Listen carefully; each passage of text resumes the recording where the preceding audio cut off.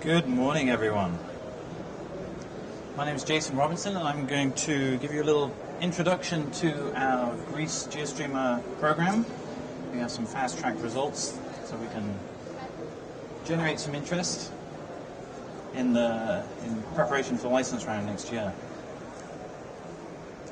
So here's a brief overview of the talk. I'm going to give you an explanation of the location, a regional geological overview, with and then a description of some of the basins and plays that we're going to be talking about and looking for. And this can be split into three areas that I'll focus on with some examples of the seismic. The North Ionian, which consists of the Apulian Plateau, the pre-Apulian Foreland, and the Hellenite Thrust. Central Ionian, and then south of Crete.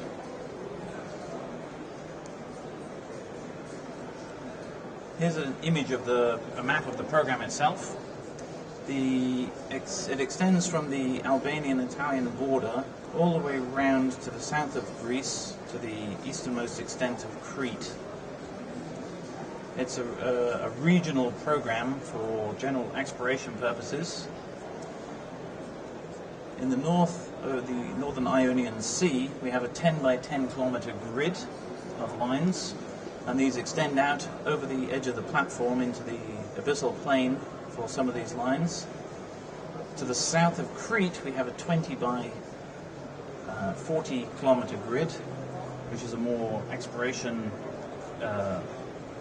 more sparse grid. And then there's an arrangement of lines in between to image the deeper waters, so sparser grid, and then some lines in around the existing discoveries, and we have a lot of legacy data in here for infill as well. It's in preparation for a license round in 2014. There was definitely a new data requirement. The legacy data is from the late 70s and early 80s. We acquired seismic and gravity and magnetics data. It's available on a multi-client basis, and it exists of 12,500 kilometers of new data.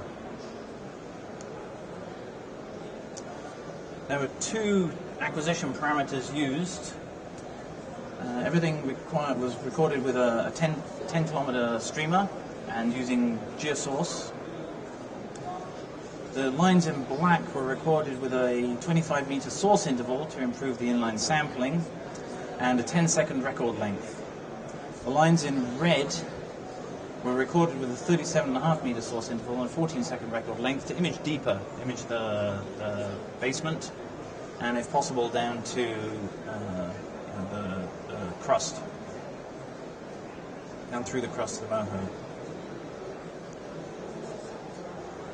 Here's the details of the acquisition parameters. So the source was either 25 or 37.5, and it was a GeoSource, so it was recorded, it was generated at 9 and 5 meter depths.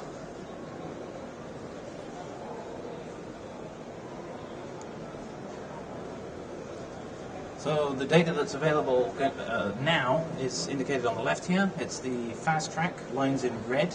So it's a subset of the data that we've accelerated through the processing in order to get an early view of what's there and get geologic input from interpreters so that we can have a geologically guided processing flow. On the right-hand side is a map of the existing data, legacy data, and the vintage of this is colored, and it runs from 1975 through 1985, and then some more recent 2000 data. It's all very short offset, short recording length, and most of it, as you can see, is imaged close to the coast in waters that could have been drilled at the time. It's a variable quality and variable source type as well. We're reprocessing about 6,000 kilometers of this initially, and that is to tie our new data into the coast and to tie it to wells, and for imaging in these shallow water areas where we weren't able to operate for environmental and practical reasons because of the streamer length. The fast-track processing flow is to remove the ghost with the GeoStreamer and GS processing, and then to run a multiple removal, and then 1 kilometer velocity analysis for pre-stack Kirchhoff, and then apply Q compensation. So here's a little overview of the geologic setting.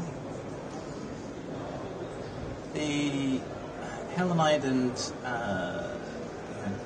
Greek alpine activity has been pushing down to the southwest, and the speculated oceanic crust has been subducted underneath this as a result of this collision, this interaction.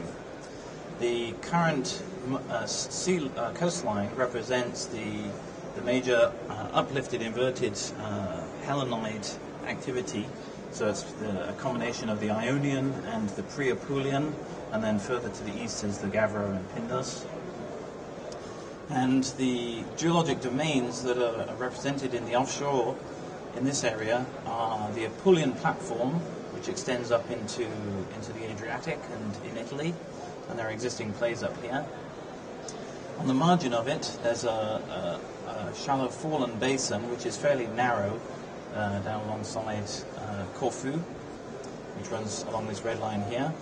And then on the other side of this is the shelf area, narrow coastal area, which is the uplifted Hellenide and Ionian area, which is overthrust, thrust naps, and represents some potential. To the south of the Kefalonia fault, there's more of the pre-Apulian overthrust material, which extends out to this bathymetric contour, and similarly down to the south is overthrust material. Out in the Mediterranean itself, on the outboard side of the Hellenic Trench and the trench systems to the south of Crete, is a larger slab of continental crust which overlies the oceanic, and there are areas where there may be very good potential for thick sediment, but it's in very deep water.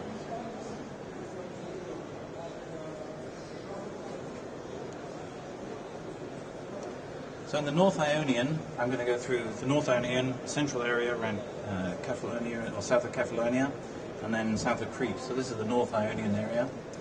The play types here are represented by the Apulian platform itself, Apulian ridge here, and northern, for example, has a couple of play models up here within the Apulian ridge itself.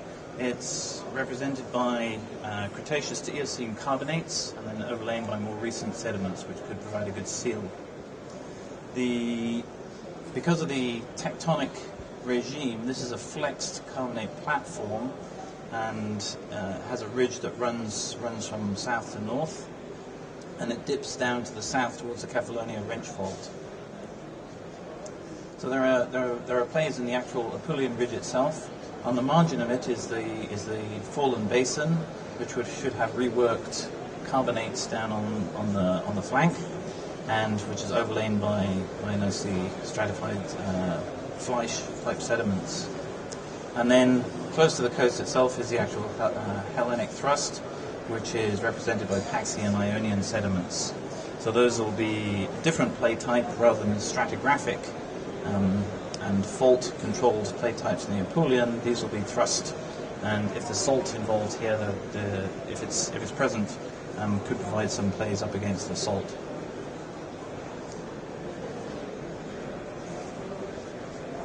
So some examples. This line runs from the Preveza Bay area out across the Apulian platform onto the further out to the east. It drops down onto the Ionian. Here you can see on the north to the northeast side the Paxi, or pre-Apulian, which has been upthrust and overthrust and has these fold naps. And the plays, this is an early version of the fast track processing, so it will improve from this once we get the velocities and imaging correct. But we're getting very good resolution in the near surface, and we can pick these tops of what we believe are the carbonates on this unconformity. Off the edge of that margin, there's a small fallen basin, and then you can see the flexed Apulian platform, out to towards the southwest.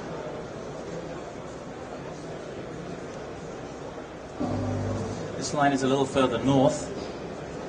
Here you can see the fallen basin, which we'll zoom in on a moment, and the carbonate platform with its these north-south running, because of the nature of the compression, it has these north-south running faults and horse graben. So there's an extensional regime in the center of the platform, which is relief for the compression over to the east. 2 days. EAG will be over by then. So we're going to zoom in on the shallow area here in this section. This runs from about 1.5 seconds here down to the base of this basin is this fallen basin, and the unconformity is at 2.5 seconds. So we have a good stack of sediment, and it's in about 1,500 meters of water. Here we can see the top of the unconformity of the carbonates on the platform. So this is Eocene carbonates, and the play model in here is that it will be reworked carbonates that would have come down onto the margin and then been overlaid and sealed to form a good seal. This basin extends further to the south. It deepens and provides some good opportunities. Here we have a line running from north to south along the Apulian, the Adriatic, so the Apulian platform, and we can see some areas of also extension and sediments that have formed on top, and you can see it diving to deeper waters down towards the Kefalonia Wrench Fault, with a thinner layer of sediment down in the south. So the Apulian platform, flex carbonates, provides a good opportunity for structural traps up against the faulting. There'll be stratigraphic traps at depth if we have the porosity and permeabilities. If they exist, we need to drill it first. There's been speculation about the possibility that the Triassic evaporites extend this far to the west. If they do, there are opportunities below the salt. And then there are questions relating to the variable and temperature gradients, i.e. maturity, and we have analogues from the Italian side which support the opportunities for play concepts at depth on the Apulian platform. The more recent scene is a very fallen basin, where we have these reworked carbonates and sediment that's been, the seal that's been provided by the Helenite orogeny, and sediments of up to 2 kilometers thick in the south. And then there's the inverted nova thrust Paxi and Ionian zones, where we have structural traps and salt control, with potential for diapirism and inverted salt in upthrust. This model here is what plays into the central Ionian area. So here it's to the south of Kefalonia, it's in the Bay of Patras, Patriarchos Gulf, and runs down to the south to the Cataclon discovery. So in here it's been upthrust and overthrust, folded maps, very structural. This is a model that Triton put together in the Gulf of Patras. And our control here is really driven by the evaporites, with a combination of thin and thick-skin tectonics. The seismic, the legacy seismic, is really very poor quality, and so there are questions around whether the salt is diapiric or if it's thrust. And we have we need to develop our understanding of the interface between the Apulian, the pre-Apulian, and the Ionian, and where those thrust boundaries are.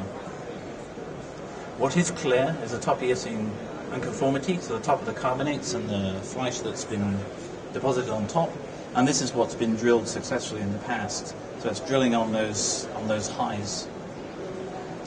In most places we believe we have a good top seal, but because of the structural complexity, the reservoirs might be limited in extent. Further to the west, there's a question of where the oceanic crust, what the extent of it is, and how close to the coast it is, and what is the nature of this continental ocean boundary. So here's a line that runs from almost Catacolon, it's just at the edge of the image here, out to the southwest, and we can see the structural complexity and imaging challenge that this region will pose. But we're getting good imaging for these very early results, and we can pick our unconformities of the top of the carbonates from the thrust material, over-thrust material. So the things that we need to identify are where the principal thrust sheets are, and the pre-Apulian or Paxi Ionian contact is, and then image these faults and identify the highs, and look for both stratigraphic and structural traps in the area, as well as identifying the salt. So we can see there are areas where it appears to be diachoric salt, Triassic salt that's been remigrated. Here's a north-south line in the same area. This line is 180 kilometers long, so it's highly compressed in the lateral sense. We're going to zoom in on this rectangle here in a moment, but we can see there's an extensional regime because it's perpendicular to the direction of principal stress, and very clearly delineated fault structures with smaller faults in between, nice unconformities, and extensional basins that have been formed with more recent sediment in them. Here we've zoomed in on this area, and we can see these nice reflectors with unconformities, nice what looks like top carbonate again, with erosional surface, which could well be karstified if they have a appropriate sediment on top. It could form a good seal. And then we have lots of structural control here as well, that if it's sealed could also provide good trapping mechanisms. And that really is the trapping mechanisms is the big question in Greece. There are hydrocarbon shows throughout the coast of gas and oil. Gas seeps down the coastline, so we know that there's a petroleum system that's working there. It's just a matter of finding the traps. We're going to zoom in on an area here just to show the resolution of the seismic in the near surface. So we're at 2 seconds just in here, and we can see the nice structural control, extensional regime of this faulting. You can see the nice unconformity and sediment on top, and a thick layer of sediment beneath, which is known to be productive in terms of the source and the carbonates. So south of Crete, it's a more complex situation. Here we have a transtensional regime where we're on the margins of the Hellenide thrust. So this oblique convergent four-arc setting provides some challenges in terms of finding productive or prospective areas. Some of the questions that we posed for ourselves is there a Messinian salt in the area? We've seen different maps of the salt in extent, and it varies tremendously. Our GeoStreamer GS data should be able to answer that question. What is the provenance of the sediment? For the thick layers of sediment that we've seen, where is the location of the Mediterranean ridge, and what is its structure if our lines extend that far? And of course then that Mediterranean ridge probably is the accretionary prism from the subduction. So here's a line misplaced. It's a little further down to the southwest. So it extends from the coast down to the Libyan border. So the northeast, and Crete is up here on the right-hand side, and it extends out through the overthrust Cretaceous to Oligocene, Eocene overthrust material with more recent sediments on top. There's the Pliny Trench, and then the stable abyssal plain, which we believe sits on continental crust with the oceanic crust beneath it, which is being subducted. And this over here is the accretionary prism material, which has been stacked up as a result of the oceanic crust subducting underneath. So here we know we have some good opportunities and thick layer of sediment.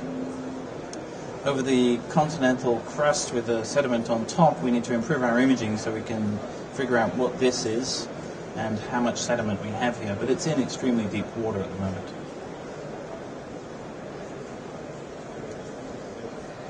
The next line runs from south of Crete to the southeast. So Crete is here up on the left-hand side of the northwest, and it runs to the southeast. So this is the same overthrust, inverted, uplifted material. It's the Ptolemy Trench, or Ptolemy and Strabo Trench, and these are a result of the uplifting and structural control at the near surface rather than a deep tectonic control. Outboard of this compressional regime, we can see extensional regime of Horst and Graben and material that's more recent sediments that's infilled in these Graben structures. And then further to the southeast is evidence of mud volcanoes, which we believe is related to the subduction in the accretionary prism and remobilization of sediments at depth. So once again here we have a thick layer of sediment, great opportunity for hydrocarbon accumulation and source accumulation. We have structural opportunities for this Horst and Graben regime. Once again it's in deep water, so it'll be challenging. And then similar structural control in the overthrust material up close to Crete. The real question is, what are the sediment thicknesses for these productive areas? So we'll see that once our imaging is improved. So the license round timing, acquisition of the seismic was completed early this year, and it's in processing now. It'll be completed. Data processing will be completed through pre-stack time migration by the end of this year or early next year, and then interpretation will be in Q1 of next year, and the data will be available as soon as it's ready. We have a plan to run some full tensor gravity gradiometry in the area as well, but that is subject to getting some pre-funding for the project. This will be really useful in helping to build our velocity model and to differentiate between salt and carbonates at depth in the overthrust areas. The license round opens in mid-2014 and will close late 2014. So our data will be available effectively from the end of this year, allowing 6 months to evaluate it and prepare for this license round activity. So our preparations for licensing is on track. We've got great data with some tremendous imaging potential and some challenges in the structurally complex areas. There's several plate types that we're identifying already. We know there's a working hydrocarbon system with the seeps and leaks at the surface. Maturity is known in some areas and it's quite likely in others. It's the trapping that's the challenge in the area. So it's once again a demonstration that the GeoStreamer GS technology really does make a difference in opening up new markets and new areas and providing a superior ghost-free image. That's it. Thank you very much.